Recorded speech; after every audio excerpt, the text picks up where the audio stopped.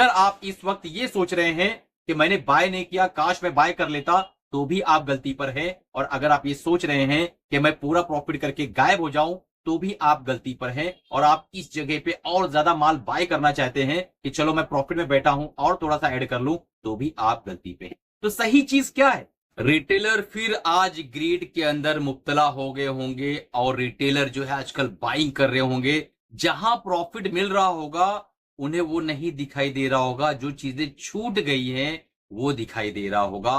और यही साइकोलॉजी है जिसे हमें अपने नियंत्रण में करना है, अपने कंट्रोल के अंदर करना है। मार्केटों ने आपको मौका दिया है एंट्री करने का या एग्जिट करने का। ये निर्णय कौन लेगा? ये आप ही लोगे, क्योंकि आपका पोर्टफोलियो आपको दिखाई दे रहा है और मेरा पोर्टफोलियो मुझे दिखाई दे रहा है। तो दोस्तों, आज मैं एक और वीडियो के साथ आपके सामने आया हूं, जिसके अंदर हम ढेरों सारे बातें करेंगे कि निफ्टी क्यों इतने ऊपर आई, इंडियन मार्केट आज क्यों गैप अप ओपन हुई, कौन सा कैंडल लाइन फ्रेम में बन रहा है, और डेली चार्ट के अंदर हमें निफ्टी क्या कहना चाहती है, एक रिटेल्स को कैसा बिहेव करना चाहिए, ये सही समय है फोमो के शिकार होने का या सही समय है जो माल आपका अटक चुका था उससे बाहर निकलने का। तो चलिए शुरू करते हैं आज का वीडियो। अभी तक चैनल को सब्सक्राइब नहीं किया होगा, सब्सक्राइब कर लो, बेल बटन दबा दो ताकि जब भी नई वीडियोस बनाऊं आप तक पहुंच सके और आप उससे फायदा उठा सके। दोस्तों, निफ्टी आज जो है 24,900 के आसपास जो है ट्रेड करती हुई नजर आ रही है और बहुत बढ़िया गैप अप देके एक बेहतरीन डेली टाइम फ्रेम में मैं 2:30 पे दोपहर में इस वीडियो को रिकॉर्ड कर रहा हूं। जब वीडियो लाइव होगा तो रात के 10 बजे लाइव होगा। उस वक्त तक कौन सा कैंडल बनेगा वो तो पता नहीं क्लोजिंग बेसिस पे, लेकिन इस वक्त जो कैंडल दिखाई दे रहा है वो दिखाई दे रहा है गैप अप होके स्पिनिंग टॉप। तो जिन्होंने टेक्निकल एनालिसिस को सीखा है और हमारे प्रोग्राम को फ्री में देखकर सीखा है, तो उन्हें पता होगा कि स्पिनिंग टॉप जब बनता है गैप अप होके तो उसका क्या मतलब निकलता है। वो एक इंडिसिसिव कैंडल है, एक ऐसी कैंडल है जिसमें डिसीजन अभी परफेक्ट नहीं हो पाया है। जब इसके ऊपर क्लोजिंग होगी तो हम ये मानेंगे कि बुलिश है, इससे नीचे क्लोजिंग होगी तो हम ये मानेंगे ये ट्रैप। अब कैसे आप बचोगे? अगर ये ट्रैप है तो इस वक्त अगर आप फोमो के शिकार हो तो बहुत मुश्किल है कि आप बच पाओ। आप वापस से काटे जाओगे, आपकी वापस से पिटाई और कटाई होगी और धुलाई भी होगी और साथ में घसीटा भी जाएगा आपको। और अगर आप इस वक्त धैर्य के साथ पूरा खेल देखते हो, समझने की कोशिश करते हो कि क्या हो रहा है, कौन सी वो चीजें हैं जो सही हो रही है और कौन सी वो चीजें हैं जो मार्केटों में गलत हो रही है, तो आप सही जगह पे पहुंच जाओगे, सही निर्णय ले पाओगे कि किस तरीके से आपको काम करना है। तो फ्राइडे के दिन हमारे प्राइम मिनिस्टर साहब ने कहा कि जीएसटी को हम कट करने वाले हैं और हेल्थ इंश्योरेंस के अंदर जो प्रीमियम है उसको भी 5% कम करेंगे और जीएसटी को हम जो है कंज्यूमर की जितनी भी जीएसटी है ऑटोमोबाइल से उसको 18% तक लाएंगे 28 से। और यही सारी चीजें हमें देखने को मिल रही। तो ये बहुत बड़ा एक ड्राइव है हमारी इकोनॉमी के लिए, एक बहुत पॉजिटिव संकेत है। लेकिन क्या ग्लोबल संकेत हट चुका है? ग्लोबली जो अनसर्टेनिटी थी, जो संकट था, वो बिल्कुल गायब हो चुका है? नहीं गायब हुआ है, अभी भी वो स्थिर है, उसी जगह पे है। इसका जवाब हमें आईटी बीज देगा। अगर आप आईटी सेक्टर की कंपनियों को देखोगे तो आपको समझ में आएगा कि ग्लोबल संकट जो है बिल्कुल अभी भी बाकी है। तो क्या ये एफएमसीजी, कंज्यूमर, ऑटो के जो स्टॉक्स है उन्हें चलाने की प्रक्रिया है? क्या उन्हें चलाने का वक्त आ चुका है? क्या उन्हें अब ऊपर लेके जाने का वक्त आ चुका है? क्योंकि बहुत दिनों से ये जो स्टॉक्स थे वो बिल्कुल चल नहीं रहे थे। तो क्या ये सारे स्टॉक्स को अब दौड़ाया जाएगा, भगाया जाएगा?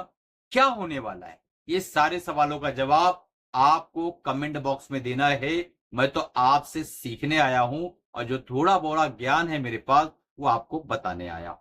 दोस्तों, अगर आप इस वक्त ये सोच रहे हैं कि मैंने बाय नहीं किया, काश मैं बाय कर लेता, तो भी आप गलती पर हैं। और अगर आप ये सोच रहे हैं कि मैं पूरा प्रॉफिट करके गायब हो जाऊं, तो भी आप गलती पर हैं। और आप इस जगह पे और ज्यादा माल बाय करना चाहते हैं कि चलो मैं प्रॉफिट में बैठा हूं और थोड़ा सा ऐड कर लूं, तो भी आप गलती पे हैं। तो सही चीज क्या है? सही बात कैसे समझ में आपको आएगी? आपको पेशेंस और धैर्य रखना पड़ेगा। कल जब मार्केटें खुलेंगी ट्यूसडे के दिन, उस दिन कौन सा कैंडल बनता है, मार्केटें हमें क्या संकेत देती है, उसके हिसाब से हमें बिहेव करना पड़ेगा। आज बहुत तेजी से आप भागकर किसी चीज को पकड़ लो और टॉप आपके हाथों से बन जाए तो आपको कितना ज्यादा रिग्रेट होगा। मैं ही कल संडे के दिन लाइव आकर बता रहा था कि पैसों की एक आंधी आने वाली है इंडियन स्टॉक मार्केट के अंदर, क्योंकि जो सिप हो रहा है 25 से 28 हजार करोड़ के आसपास का every month Indian stock market के अंदर सिप आ रहा है रिटेल भैया लोग का। तो ये जो सिप है ये बहुत बड़ा पैसा है, ये ऑर्गेनाइज पैसा है और चैनलाइज पैसा है। इस पैसे को बिल्कुल डर भय नहीं है, इस पैसे को बिल्कुल फोमो नहीं है। ये सिस्टमेटिक पैसा है जो लोगों के अकाउंट की सैलरी से कट कर सीधा जो है एसआईपी के अकाउंट में आ रहा है, उनके डीमेट अकाउंट में आ रहा है। और म्यूचुअल फंड के जो भैया लोग हैं वो बैठ के बेहतरीन जो है पैसा लगा रहे हैं और मार्केटें धीरे धीरे ऊपर की तरफ जाएगी। ये कल बात हुई थी, लेकिन आज ही गैप अप होगा ऐसी कोई बात नहीं हुई थी। लेकिन दोस्तों अब आज गैप अप हुआ है और हमें स्पिनिंग टॉप का एक कैंडल दिखाई दे रहा है, तो इनडिसीजन तो यहां पर है। तो हमें एक दिन और वेट करना होगा और देखना होगा कि मार्केटें किस तरफ जाने की कोशिश कर रही।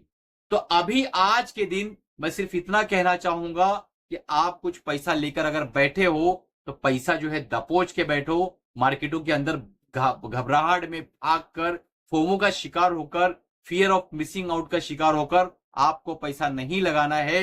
और अगर आप होशो हवास में हो, बिल्कुल आपका माइंड सही जगह पे काम कर रहा है, तो वो स्टॉक जो आपने ले रखा है और उसके अंदर इस वक्त ब्रेक इवन पर आए हो, उसके फंडामेंटल खराब है, कल परसों तक आपको बेकार लग रहा था, तो उन स्टॉक से एग्जिट करके एक ऐसे स्टॉक में एंट्री मारो जो आपको अच्छा लग रहा था लेकिन आपके पास नहीं था और वो गिरा हुआ है।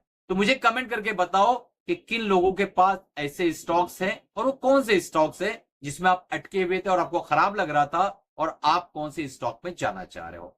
दोस्तों आज का वीडियो कैसा लगा? मैंने कोशिश किया कि आज आऊं आपके सामने और बातें करूं। अगर आप ईटीएफ की बात करेंगे तो ईटीएफ में सबसे बेस्ट है इस वक्त ये मार्केट की अनसर्टेनिटी में कि आप ब्रॉडर इंडेक्स के ईटीएफ में काम करो। फॉर एग्जांपल आप जो है जूनियर 20 में काम कर सकते हो। अपने फाइनेंशियल एडवाइजर से जाहिर सी बात है राय मशवरा लेके ही काम करना है। मेरी तरफ से कोई बात सेल रिकमेंडेशन नहीं, मैं बता रहा हूं जो मेरा अपना नजरिया है, जो मेरा अपना ओपिनियन है, जो मेरी जाती राय है।